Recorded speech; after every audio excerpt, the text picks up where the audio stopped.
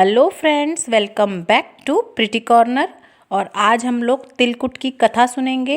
सकट चौथ पे जो हम कहते हैं, जिसे कई जगह तिलकुटा, सकट चौथ, तिलकुटनी भी कहते हैं, जो इस बार 31 जनवरी को पड़ रहा है 2021 में, रविवार वाले दिन। और तिलकुट का जो व्रत है वो सुहागनें रखती हैं अपने बच्चों की दीर्घायु के लिए, उनकी अच्छे जीवन के लिए, जीवन में सफलता पाएँ इसलिए। और इसके ऊपर भी मैं पहले ही डिटेल में वीडियो बना चुकी हूँ वैसे, लेकिन फिर भी मैं आपको बता देती हूँ थोड़ा सा कि जो है तिलकुटनी का व्रत और करवा चौथ का व्रत सेम सेम सा ही होता है। जैसे करवा चौथ का व्रत हम लोग अपने पति के लिए रखते हैं, उसी तरह से तिलकुटनी का व्रत बच्चों के लिए रखा जाता है। और जिनके संतान नहीं भी होती, कहते हैं तिलकुटनी का व्रत करने से, मन में सच्चे मन से ध्यान धरने से भगवान उनको संतान प्राप्ति भी ज़रूर करवाते हैं।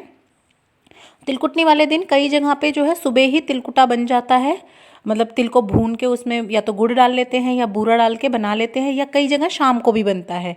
तो आपको जब कथा करनी है तो आप प्रसाद के रूप में अगर आप सुबह ही बना लेते हैं तो वो भी रख लीजिएगा जब आप इसकी कहानी सुनेंगे। और नहीं तो कोई दिक्कत नहीं है, आप शाम को भी कटोरी भर के मिनस के उसमें कुछ दक्षिणा रख के फिर अपनी सास को, नंद को या मंदिर में किसी को भी दे सकते हैं। लेकिन आप जिस तिल से कहानी सुनेंगे, क्योंकि इस कहानी को तिल से ही सुना जाता है, तिल के दाने हाथ में लेके, वो भुने हुए नहीं होने चाहिए, वो कच्चे ही होने चाहिए। कच्चे तिल को हाथ में लेकर ही इसकी कहानी सुनी जाती है। जब आप कहानी सुनने के लिए बैठे तो अगर आप बैठ सकते हैं तो प्लीज़ हमेशा धरती माता पर ही बैठ के अपनी कहानी सुननी चाहिए, कहीं ऊपर स्टूल या मुड्डी पे नहीं। हाँ, जिन लोगों से नहीं बैठा जाता उन लोगों के लिए थोड़ा सा मतलब बैठ सकते हैं वो, लेकिन अगर आप बैठ सकते हैं तो आप ज़मीन पर ही बैठें। आप कोई गणेश जी की प्रतिमा सामने रख लीजिए, और अगर आपके पास गणेश जी की प्रतिमा नहीं है तो मिट्टी के डले पे थोड़ा सा आप कलावा मान लीजिए, वो तो सबसे ज़्यादा बोलते हैं शुभ होता है गणेश जी, वो रख लीजिए। या तो आप चौकी बिछा सकते हैं लाल कपड़ा बिछा के, नहीं तो कोई बात नहीं, आप किसी प्लेट में गणेश जी रखिए, उनके ऊपर थोड़े से चावल चढ़ाइए, साथ में टीका रोली वगैरह रख लीजिए और जल का लोटा भर के रख लीजिए। और जो तिल से हम कथा सुनेंगे वो तिल आपको थोड़े से तो लोटे में डालने हैं, थोड़े से भगवान जी पे चढ़ाने हैं, और बाकी के जो बचे हुए तिल होंगे वो आपको आपके पल्ले में बांध लेने हैं। और जब हम शाम को चंद्रमा को अर्घ देंगे तो उन्हीं तिल को हाथ में पकड़ के उसके ऊपर से जल देंगे। तो चलिए अब कथा को शुरू कर लेते हैं। तो आज मैं आपको वो वाली कथा सुनाऊंगी जो मुझे मेरी सास सुनाती हैं, उनको उनकी सास सुनाती थी, मतलब पीढ़ी दर पीढ़ी यही कथा चली आ रही है। या जो ब्राह्मण को बुलाते हैं घर में ब्राह्मणी को कथा सुनने के लिए, वो भी यही कथा सुनाती हैं। तो आपको पसंद आए तो प्लीज़ लाइक ज़रूर कीजिएगा, और अगर आप भी यही वाली कथा सुनते थे अब तक तो प्लीज़ मुझे बताइएगा कमेंट में जाके। बोले गणपति महाराज की जय। एक बूढ़ी माई थी और उसका बेटा था, वो बहुत ज़्यादा गरीब थे, गांव में रहते थे। बुढ़िया का बेटा जो है वो मजदूरी वगैरह करके कुछ धन वन कमा लेता था, और बुढ़िया माई घर पर ही रहा करती थी। इसी तरह दोनों माँ बेटे अपना गुजारा चला रहे थे। लेकिन जो बुढ़िया माई की दौरानी जिठानी थी, वो बुढ़िया माई से बहुत चिढ़ती थी और हमेशा उसके बेटे को सिखाती रहती थी कि तेरी माँ तो, तू चला जाता है तो पीछे से गटके कर करके खाती है, मतलब कि कुछ नया नया पकवान बना के खाती है। उसको हमेशा से इस तरह से उसकी माँ के खिलाफ भड़काती थी। एक दिन ऐसे ही सकट चौथ माता का व्रत आ गया। माँ ने सोचा घर में से चलो थोड़े पूड़े बना लूँ, पकौड़ी बना लूँ, मेरा बेटा आएगा। उस दिन भी चाची ताई ने वही करा। बोली तेरी माँ तो देख घर में जा जाके क्या क्या बना के खाती है, तुझे तो यहाँ भेज देती है कमाने के लिए। कमाने नहीं गया उस दिन, लड़का वापस से घर गया, जाके देखे तो माँ ने सच में ही पूड़े पकौड़े बना रखे थे। लड़का माँ से बहुत लड़ा, बहुत लड़ा, और बोला कि सच कहती हैं चाची ताई कि तू तो गटके कर करके खाती है और मैं तो बहुत उससे कमा के लाता हूँ। तो उसकी माँ कहने लगी कि बेटा ना, मैं नहीं करती, पर बेटा किसकी सुने। फिर बेटा कहने लगा अब तो मैं तेरे साथ ही रहूँगा, तुझे छोड़ के जा रहा हूँ। तो वो जाने लगा। अब माँ बेचारी क्या करती, माँ ने बहुत समझाया, वो नहीं समझा। तो माँ बोली कोई बात नहीं, चल तू जा रहा है, ये थोड़े से तिल है, मैंने कथा करे थे, ये साथ ले जा। बेटे ने वो ले लिए, रख लिए। बोली कहीं भी विपदा पड़ेगी तुझे तो ये तिल को घेर दियो तो तेरी रक्षा हो जाएगी। बेटा कह रहा हाँ करे तू व्रत पुण्य, देखूंगा मैं भी, ला दे। बेटे ने गुस्से में ले लिए और रख लिए। अब बेटा जंगल में जाने लगा, वहाँ बहुत तेज नदी बह रही थी। अब बेटा सोचा ये तो अब मैं कैसे रास्ता पार करूँ। उसे याद आया कि माँ ने तिल दे है। बोला चल देखता हूँ माँ झूठे के व्रत करती थी कि सत्य के व्रत करती थी। उसने थोड़े से तिल डाले जैसे ही नदी में, तो नदी अपने आप से फट गई और उसमें से रास्ता हो गया और वो लड़का निकल गया। तो बोला चल ये तो वैसे ही हो गया होगा। आगे जाता है, जैसे ही आगे जाता है तो बहुत बड़ा सा नाग जो है फन अपना उठाते हुए, फुकार भरते हुए उसके पास डसने को आता है। उसे फिर तिल याद आते हैं, अपने तिल घेरता है थोड़े से, नाग की एकदम से रस्सी बन जाती है, वहाँ भी आगे रास्ता पार हो जाता है। थोड़ी और आगे जाता है तो रास्ते में शेर मिलता है, शेर के आगे भी थोड़े से तिल के दाने डाल देता है तो वो गाय माता बन जाती है। इसी तरह से जंगल पार हो जाता है। जंगल के बाद ही एक बुढ़िया माई की कोठरी होती है, उसमें जाता है तो बुढ़िया माई बहुत दुखी हो रही होती है, रो रही होती है। तो कहता है बुढ़िया माई क्या हो गया, क्यों रो रही है?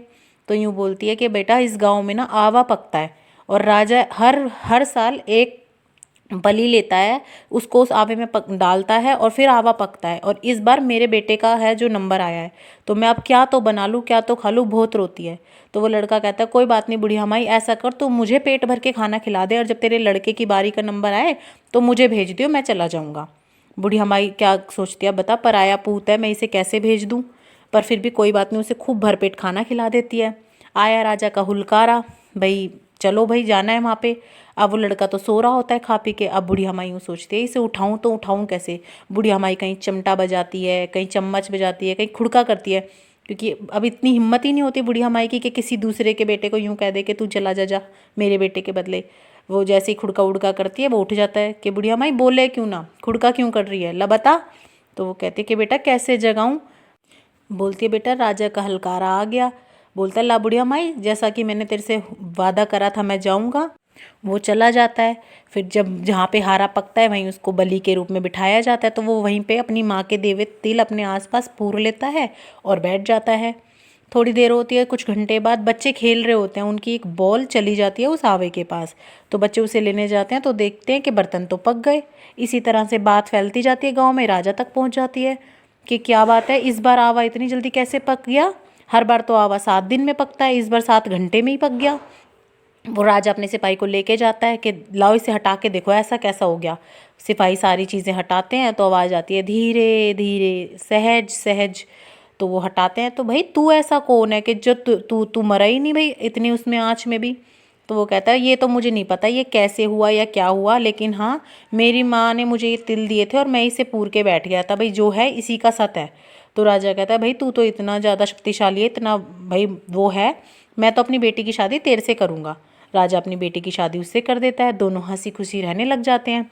एक दिन छत पे बैठे होते हैं वो लड़का और उसकी राजकुमारी।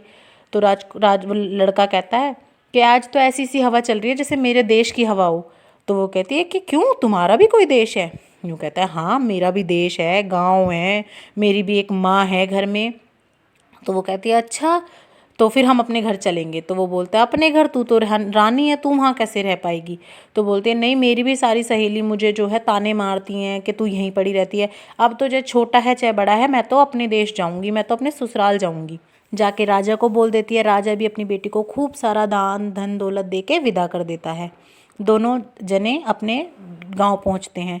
जैसे गांव पहुंचते हैं तो सारे गांव में शोर मच जाता है कि देखो बुढ़िया माई का बेटा आ गया, इतना धन लाया है, देखो रानी लाया है। बुढ़िया माई के पास जाते हैं। बुढ़िया माई बेचारी रो रो के अपने बेटे के गम में अंधी हो चुकी होती है। बुढ़िया माई को बोलते हैं कि तेरा बेटा आ गया, बहुत सारा धन लाया है, बहू भी लाया है।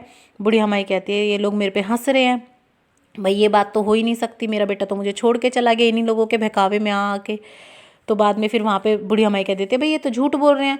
लड़का भी पहचानने से मना कर देता है। तो फिर वहाँ का राजा जो होता है वो यूँ कहता है कि ठीक है बुढ़िया माई को लोहे की आंगी पहनाओ। आंगी मीन्स ब्लाउज, जो पहले लोहे के मतलब बनवाते हैं उसके लिए, कि अगर सच में ही सत की ये इसकी माँ है और सत का ही ये इसका बेटा है तो इस लोहे की आंगी में से ही दूध निकलेगा और इस लड़के की मूंछ भीग जाएंगी दूध में।